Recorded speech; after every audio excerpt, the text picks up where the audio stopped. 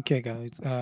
In today's video, I just wanted to show you a little bit of a basics on how to remove a green screen straight on Shotcut. So we gotta obviously start with our background, just take it and throw it in the timeline. Then you take the scale and you just throw it there. So this is just like a basic of how to do it. Then you just make this a little bit long, like your video. So the first thing I gotta do, I just want to enlarge like my background. The background needs to be on video track number 1. It needs to be below. Then you go straight to filters. I come here. Then I go straight to size, position, and filter. Why I can see it. Let's search as size. Um, then I just want to change that to 125 or 127. I think that will be okay. Then I go straight to my video, the video with the green screen.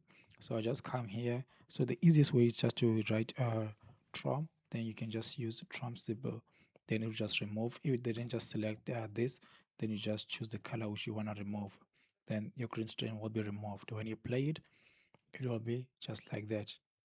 Uh, but now there are a couple of things that I still want to change. I want this scale to have a little bit dull because the board is a little bit dark. So I just come straight here. Then I go straight to brightness. Then I just drop it a little bit so that it can be like that. You can still do a lot of things. So one of the few things that I like to do, I come here, then I just search alpha. Then you go to alpha channel. Then you just come here. Then you go straight to shave. Then one last thing, you go straight to your output, then you come straight here, then you just select your color grading. So I'll just select this. So it is a little bit strong, obviously. I don't know why. Okay, let me just try to drop this. I think that's much better, but you can just change the color grading to whatever you prefer. So this is generally how you can actually do it. It will give it like now they are in the same space, the background and the chalkboard. Also, like you can also change like the chalkboard if you feel like it's too bright. You can just come here. You change the brightness. If you want it to be dark, you can change it to be dark. If you want it to be bright, you can change it to be bright so that it can align with the person on top. That's how you can do it. So let's go and try it again. And now we're using this guy. So this is what we have. So I can just come straight here, go to filters. Obviously, I've already told you, you put size, position, and filters so that it can make like you can remove those black. So it's generally me trying to zoom it in. And then I have that. Then I take this one. Then I come to put it there. So right now, obviously, as I have already said, you go straight here. You go to your plus. Then you search our trauma key. Trauma key is what we use to remove like the background. So we're just gonna be using like a trauma key advanced. So it will just remove it like that. Then we just play it. You can see. But now the problem when we come to click right here, then we just try to zoom it in. You can see we have a little bit of a green uh, out of the shot. You see it and it is waggling. It's more like it is waggling and something like that. So the best way to do this, as I have already said, just come here, go straight to alpha. You go straight to alpha channel adjust. So we want to adjust our alpha, then you can just come straight here. You can go straight to string soft. So you can also control it right here, how you want to control it. You see, you can just make it like to look a little bit great.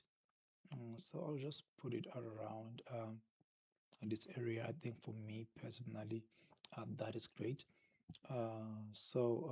Yeah, that is how it will look like. But now I really feel like my person is a little bit dark. So obviously I'll just come to the brightness. Just make sure you are here. You just turn this off first. Then you just go back here. You go to your brightness. Then you want it to be more bright. So just make sure it's not that too bright. I think that is much better. I think that is much better. Then after this, one thing that you can do, you can go back to you can go back to your main your output on your timeline. Then from your output, then you put back like your color grading thing. So let's just do that first. We come right here, then we put our color grading. So the reason like I want to put my color grading there, I just want to make sure it blends after everything. So you can obviously change it. You can just do it like you can take your time for the color grading. Depends on you how you want to do it. You can take your time on that, but that is how it will look like. You see, like you can also like decrease. Um, you can also decrease like the brightness on your background if that's how you feel like the background is too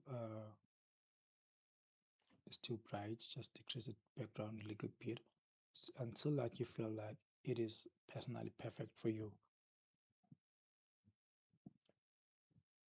So guys, this is how we generally remove like the background. This is the basic way of how to do it.